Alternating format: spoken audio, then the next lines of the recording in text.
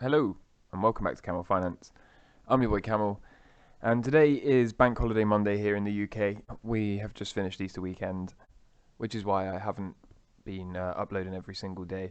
But I think it's important as a trader to remember to enjoy your life, not just stare at every single tick of every single chart every single day of the week. So I hope you have had a nice Easter weekend. I hope you have not been staring at every single tick. And without further ado, let's get into some charts and a little bit of news. The S&P, I think the futures are down a little bit, 23 points, 0.5%. It's not super significant. We've got to be getting close now, I would think, unless we're going to have some proper deflationary shock type event. I would think we're going to get a bounce out of here any day now, if not today, tomorrow. It's got to be coming. If you've been following the channel for a while, you'd know I've been calling for this since way back here, so it's finally going to be about time for me to act, which I'm looking forward to. So I am looking to buy reversal this week, I would hope. Failing that, I'll have to accept I'm wrong and abandon this idea. But for now, this should be buyable any day now. Again, if you've been following the channel, gold playing out nicely, continuing to push. How high it goes, I don't know. I hope, ideally here, we're going to see a higher high. I don't really want to see a lower high and then some more sort of consolidation. Although that may be the most likely outcome here, especially if the stock market can find a low. Longer term, I've no doubt that gold is going to do well, and if you haven't seen our previous video on why gold will reach 5 figures this decade, then I'll put a card in the top right of the screen for that now. Go and watch that. But in the meantime, yeah, I'm looking for, hopefully for a new high. We'll see. We'll see how this goes.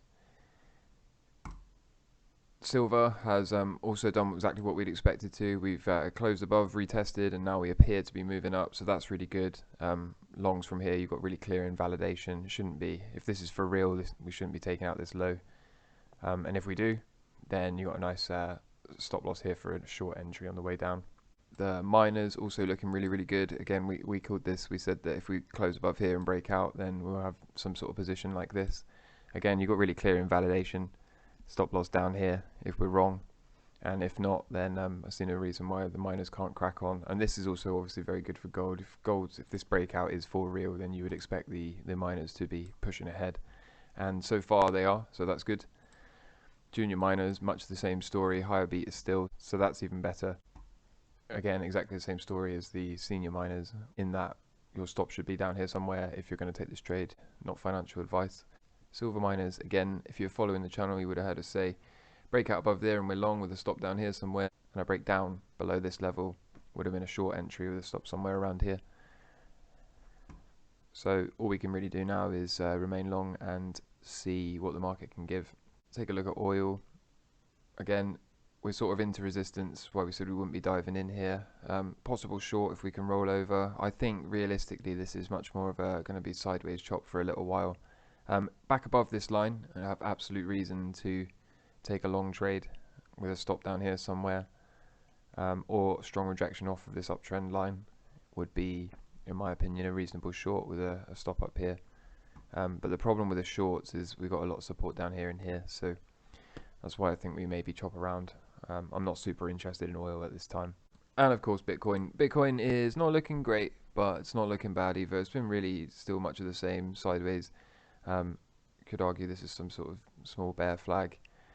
Maybe this bleeds down lower. Again, I've been saying the same thing over and over again. I do eventually expect us to grind up here into this purple zone, but for me at the moment this is just sideways neutral. If we lose these lows, then it becomes a problem, something I would start to hedge the risk or sell some spot to manage this position, but in the meantime no problem with this at all really, just a bit boring.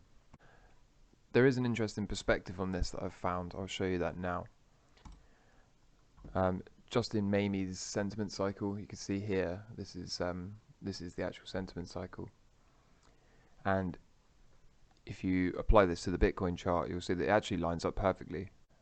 So the question becomes, if this thing is for real and this is what's playing out for Bitcoin, are we about to see the aversion bounce? If we are, it might look something like this, according to this. So that would be interesting, and this area here would be lining up perfectly with this area here. So be interesting to see what happens. Again, as I said, until we get above here we can't really be bullish, and until we get below here we can't really be bearish. So today is of course April 18th, which is, interestingly enough, the tax filing deadline for the majority of people. So there's a good chance that any selling due to tax loss harvesting will be coming to an end today, and therefore hopefully we can see a little bit of reduced selling pressure on the Bitcoin market. So is this something that catalyzes the bounce out of aversion? Maybe, maybe not. That remains to be seen.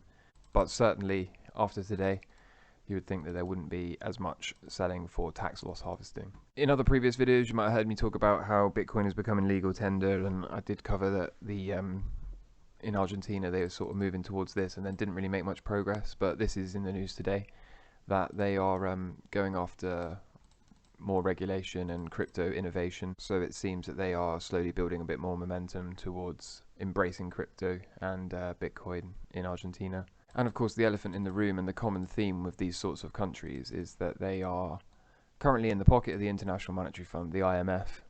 Of course the IMF would love these countries to be indebted to them, and therefore they would be able to control and manipulate and persuade and dominate these smaller countries. And of course by adopting a Bitcoin standard they can actually have a chance to get out of the pocket of the IMF and tell them where to go, so that they can take the control and the domination of their own country and their own financial policy back, which we love to see. We've got Fidelity Investments launching crypto metaverse ETFs, and they are saying they continue to see demand. Not really surprising. Again, if you've seen our previous videos on Bitcoin and the adoption curve, then you'll know that continued demand is something that we expect to be the recurring theme over this decade. Fidelity Investments has got more than 11 trillion under administration and is launching ETFs, exchange traded funds, focusing on the crypto ecosystem and the metaverse. They say they continue to see demand, particularly from young investors, for access to rapidly growing industries. And so finishing up here, we can hope to see a bounce out of the equities, and hopefully therefore we can get a bounce for Bitcoin in the short term.